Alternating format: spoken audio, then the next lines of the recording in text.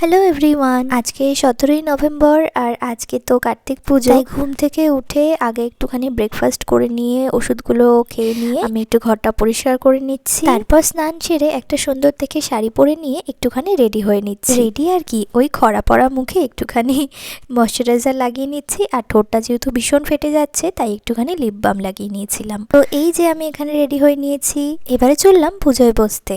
আমার কার্তিক পুজো আগের ইয়ারেই কিন্তু 3 ইয়ার্স কমপ্লিট হয়ে গিয়েছিল।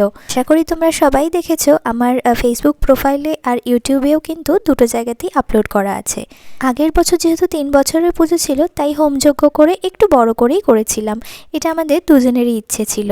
আর এবছর তো একটু সমস্যা হচ্ছেই, ওই যে কোনোভাবে মানে আর কি যেভাবে পেরেছি সেভাবেই পুজো করার চেষ্টা করেছি।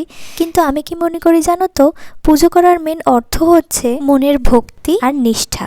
পুজো করতে গেলে এটা লাগে, পুজো করতে গেলে ওটা লাগে, আমি মনে করি এগুলো কোনো ফ্যাক্ট না। আজকে সবার সামর্থ্য নাই থাকতে পারে, ভগবানের কাছে পবিত্র মনে তুমি যতটুকুই দেবে না কেন ভগবান কিন্তু তাতে বেশি খুশি হন।